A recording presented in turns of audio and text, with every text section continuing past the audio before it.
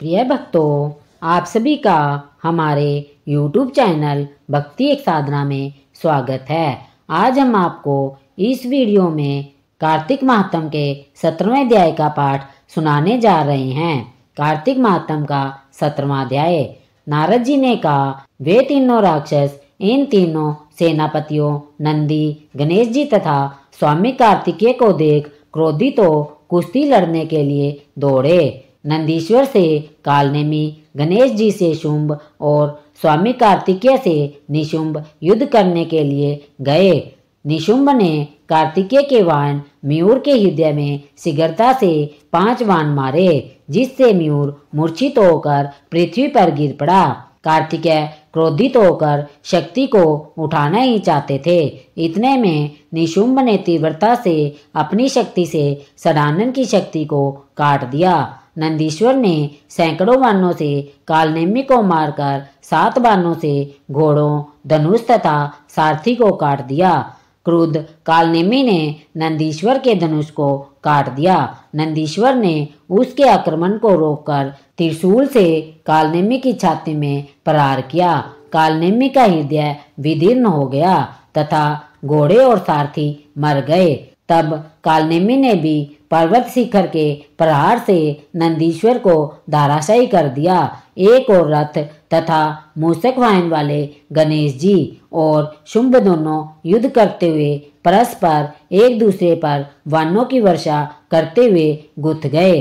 गणपति ने शुंभ की छाती में बाण मार करके 3 बाणों से उसके सारथी को पृथ्वी पर गिरा दिया। अतिशय क्रोधित होकर शुंभ ने भी गणेश जी पर बाणों की कराल वर्षा की तथा 3 बाणों से मूषक को मारकर मेघ की तरह गर्जना करने लगा। गणेश जी का वाहन मूषक बाणों से अति पीड़ित होकर चलने में असमर्थ हो गया। तब गणेश जी मूषक से उतरकर पैदल चलने लगे। गणेश जी ने अपने फरसे से शुंभ के हृदय में प्रहार कर उसे भूमि पर गिरा दिया और स्वयं फिर अपने मूषक पर सवार हो गए। कालनेमी और निशुंभ ये दोनों ही एकाएक गणेश जी को अंकुश से मदोमंत हाथी के समान बाणों से मारने लगे। गणेश जी को कष्ट में देख असंख्य भूतगणों को साथ ले पराक्रमी वीरभद्र शीघ्रता से दौड़कर वहां आए। कुष्मांड, भैरव, बेताल, पिशाच तथा योगिनीगण वीरभद्र के साथ आए। तब सैनिकों के सिंह के समान कोलाहल तथा गरगर शब्द से पृथ्वी कांपने लगी। तब उस युद्ध क्षेत्र में भूतगण दैत्यों को खाते हुए ऊपर नीचे उछलते हुए नाचने लगे। नंदीश्वर तथा स्वामी कार्तिकेय बड़ी सावधानी के साथ शीघ्रता पूर्वक वानों को छोड़ते हुए संग्राम भूमि में दैत्यों को मारने लगे। छिन्न भिन्न मारे गए तथा गिरे हुए और भक्षण किए जाने के कारण दैत्यों की सेना बहुत व्याकुल और उदास हुई। अपनी सेना का क्षय देखकर ऊंची ध्वजा वाले रथ पर सवार होकर बलवान जलंधर शिवगणों के सम्मुख आया। तब तो हाथी, घोड़े, शंख, भैरी का भयंकर शब्द दोनों सेनाओं में होने लगा। जलंधर की वानवृष्टि से आकाश मंडल और पृथ्वी तल मानो पाले से आच्छादित हो गया। जलंधर गणेश जी पर 5, नंदीश्वर पर 9, वीरभद्र के ऊपर 20 बाण छोड़कर मेघ के समान गरजने लगा। तब शीघ्र ही षडानन ने जलंधर को अपनी शक्ति से मारा। उसके संधान से उसे कुछ घबराहट हुई। क्रोधित होकर जलंधर ने स्वामी कार्तिकेय को गदा के आघात से पृथ्वी पर गिरा दिया। नंदीश्वर को भी उसी तरह शीघ्रता से पृथ्वी पर गिरा दिया। तब गणेश जी ने क्रोधित होकर उसकी गदा को फरसे से काट दिया।